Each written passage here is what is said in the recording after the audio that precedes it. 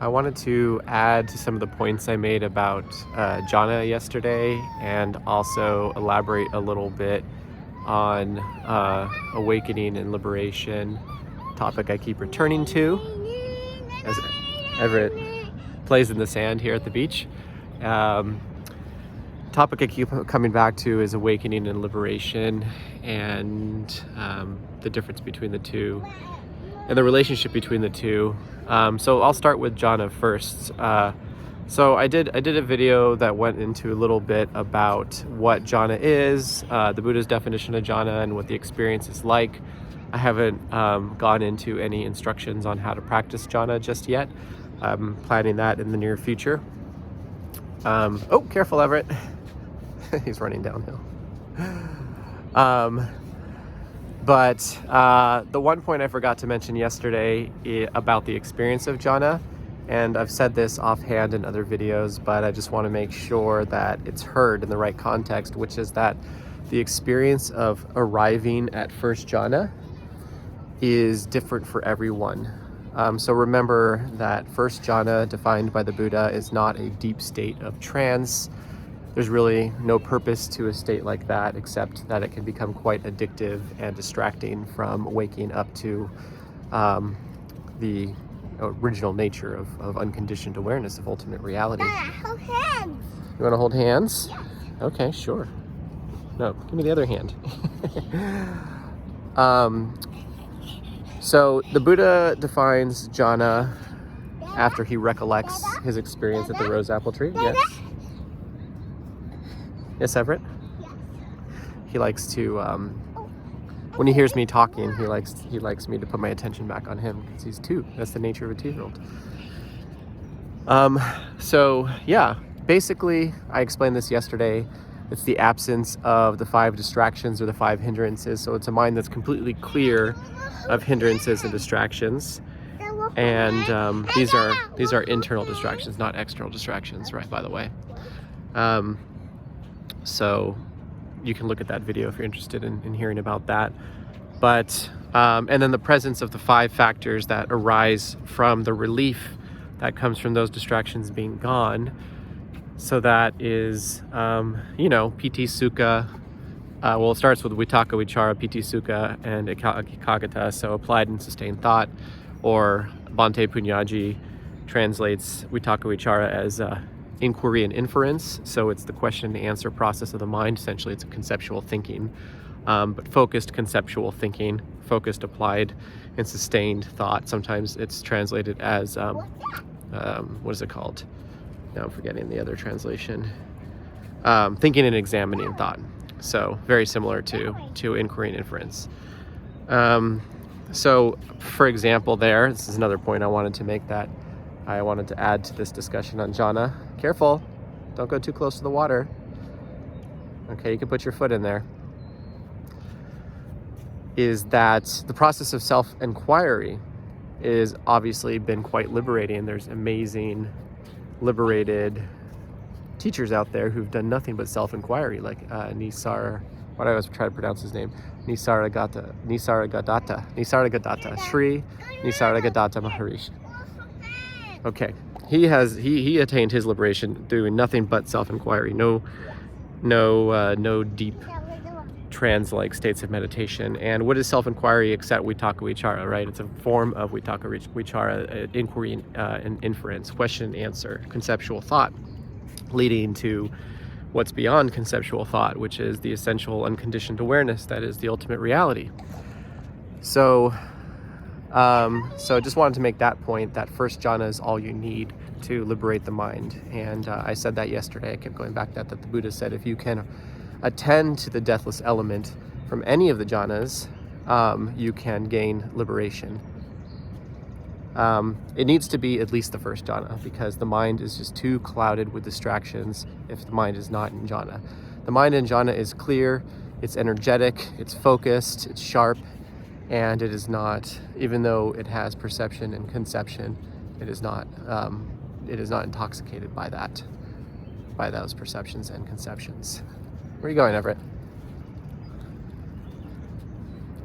So to go on, essentially, the the point I wanted to make here, watching him go through these rocks carefully.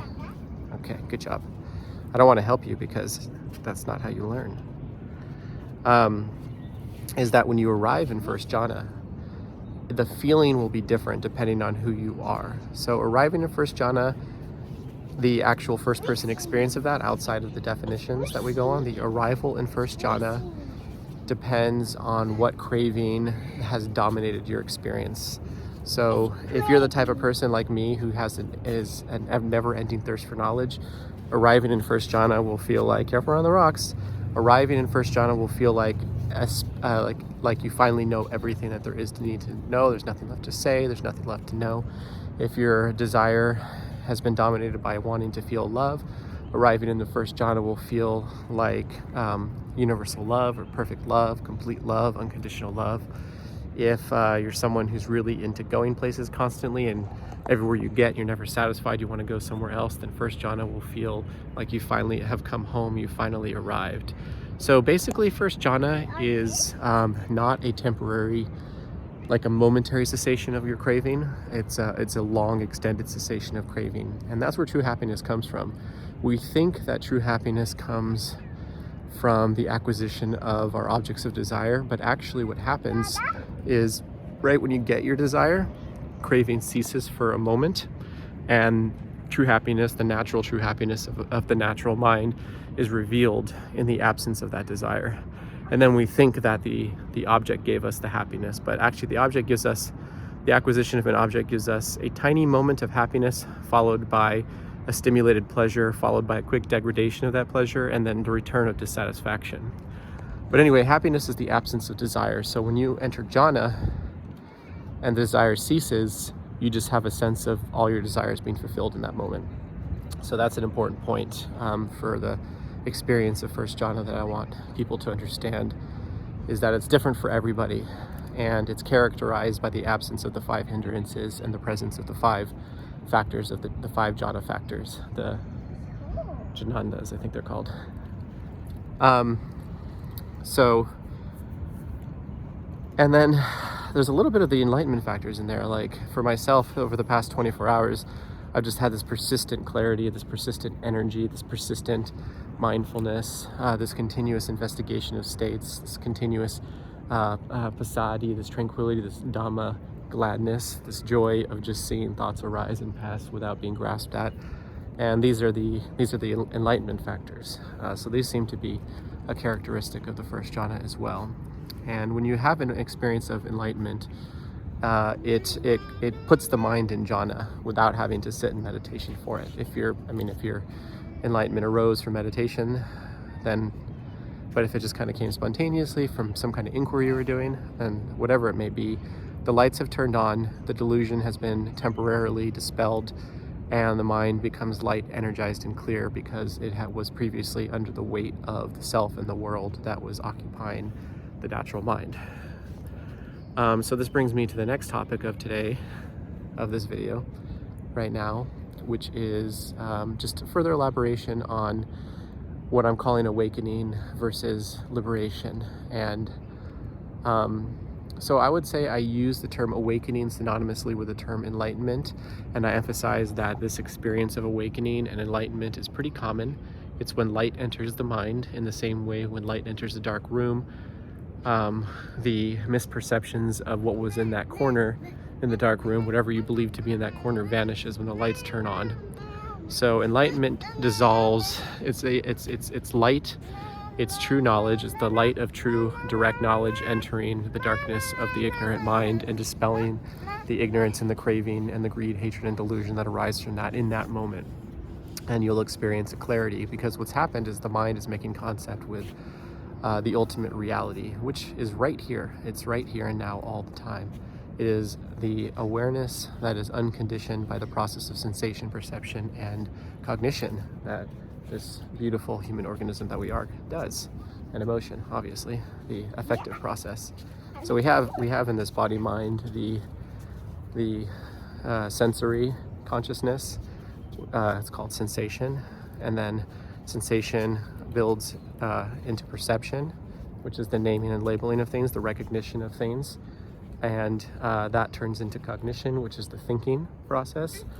And we also have the affective process, which is the emotional part of the mind.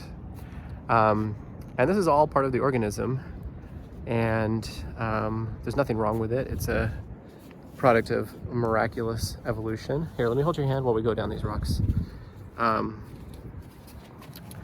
But the natural awareness that is impersonal, it's universal, the natural awareness that is characteristic to ultimate reality, the limitless being, the limitless awareness, and the limitless bliss of ultimate reality, we'll hold hands, is obstructed by this process of sensation, perception, cognition, and the affective process. We're intoxicated by it because we don't have wisdom when we're born, and as children we have a natural joy because we're in direct contact with unconditioned reality, with the ultimate reality.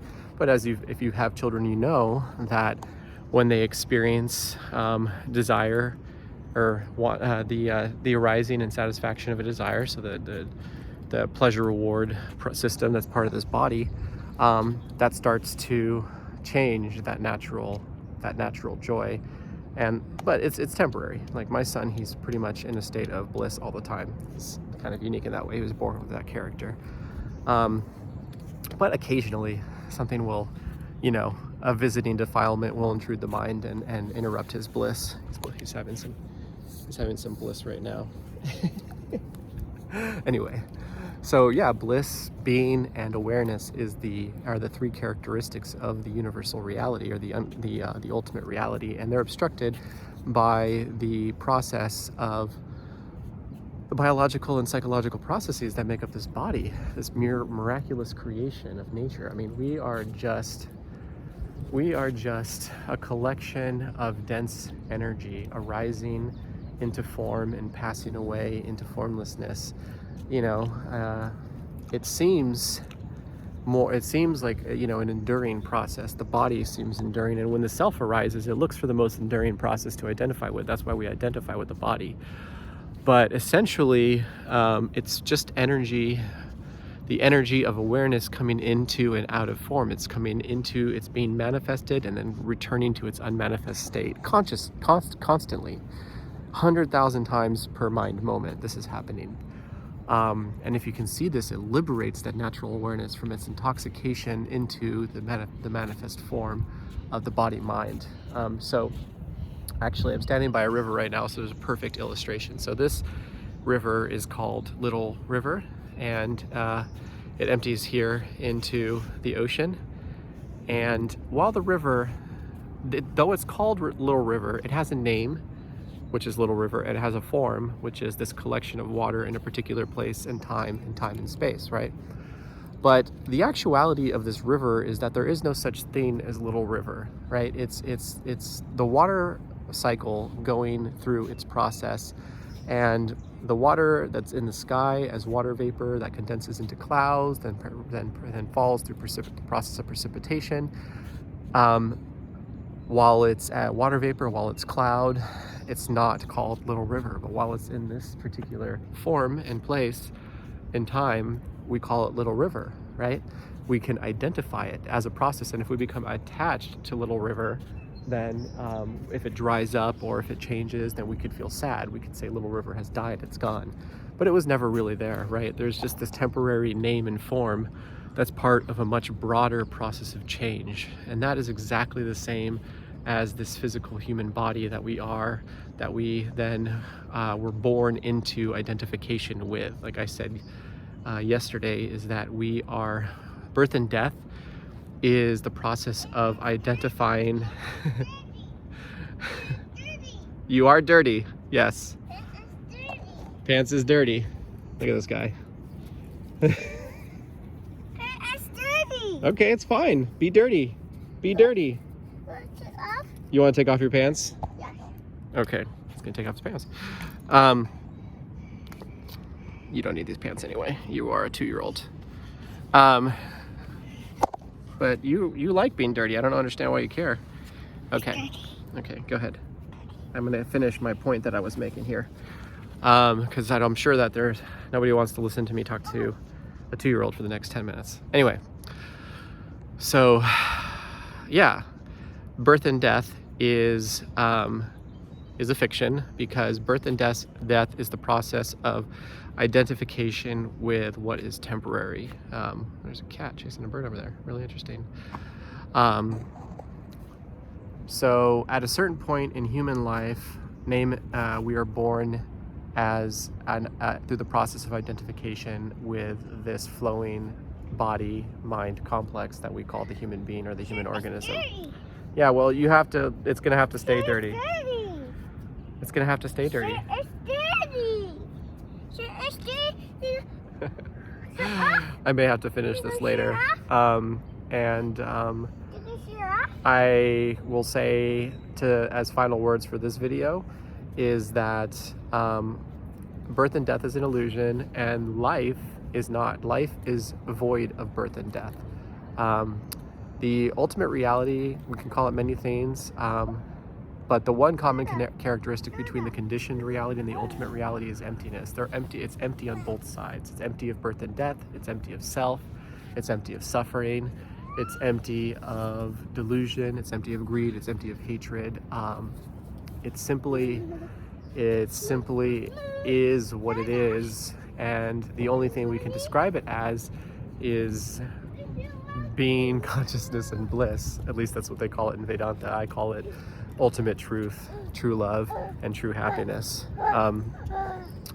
But the reason another point I was supposed to make here today, this guy keeps getting my attention, as he's really good at doing, is that awakening is having this experience of enlightenment, like I had yesterday and still seems to just be ongoing today. It's when the light of true knowledge enters the mind and clears away delusion. But it's not permanent, and it can be, and I won't get into how to make it permanently established right now. But liberation is when greed, hatred, delusion, born of ignorance and craving, is wiped away completely. And depending on who you are, that can be a lot of work, or it can be no work at all. And a Vedantic theorist said that enlightenment, awakening, is common, but it's only one factor of liberation. So once enlightenment is seen, the true nature of ultimate reality, that Satchit Ananda, that limitless being, limitless consciousness, and limitless bliss. But once you've seen that, that's just one aspect of liberation. They call it moksha. And the other two aspects of liberation are purification of mind through ethical conduct, right? So having a perfectly ethical life. That way you're not creating all of the gross, disgusting states of mind that you normally experience, that are born of greed, hatred, and delusion, all that stuff. So having immaculate ethical conduct purifies the mind. So you have to purify the mind of all of its past conditioning, essentially. That's the second factor. First factor is seeing ultimate reality. That's enlightenment, that's bodhi. Then the second factor is the purification of past habitual tendencies, deeply ingrained conditioning, to become empty of all of your conditioning, and that takes a lot more practice. I'll get into that in another video. And the last factor, he says, is deep states of meditation, essentially. It's called the destruction of mind, but what he's talking about is the illusory mind, the ego, that prevents the awakened awareness from being able to enter states of meditation. So I heard this yesterday. I have a long experience with Buddhism. I thought to myself, well, that's exactly the way that the Buddhist tradition I follow, the Thai forest tradition, explains the path of the Buddha. They talk about sila, samadhi, panya. Sila being the purification through ethics, virtue. Samadhi is the development of jhana, different levels of meditation, unification of mind, because the mind has to be unified in order to see clearly. And then the last is panya, which is usually translated as wisdom or discernment of reality. So that would be the scene of ultimate reality, the scene of dependent origination in the Buddhist context, which is how the conditioned realm is created. And when you see dependent origination, then you can see the ultimate reality, which we don't give a name in Buddhism because we don't want to make concepts for it. We don't even say what I've been saying here. But so that's why you may have experienced many enlightenments but not have yet been completely liberated. And don't delude yourself after enlightenment that you're liberated, because you can fool yourself into becoming a really terrible person, actually, if you do that. Because enlightenment really gets rid of identification with form. It gets rid of attachment to rules, rites, and rituals, social conventions, and things like that. So if you just kind of stop there, it could be... We didn't bring a shovel. Okay, so a good place to stop the video. Let me know if you have any questions or if there's any points you want me to elaborate on or address in another video. And please don't forget to subscribe. I'm making these videos to just share my own journey with people so that it could be helpful. Sometimes the scriptures can be a little bit too distinct from our personal experience nowadays, and it's just, I find it beneficial for people like us to share our experiences with each other, and so we can benefit from it, you know, form a community of samana, people who are seeking awakening and liberation. So again, subscribe, leave a comment, and thank you for watching.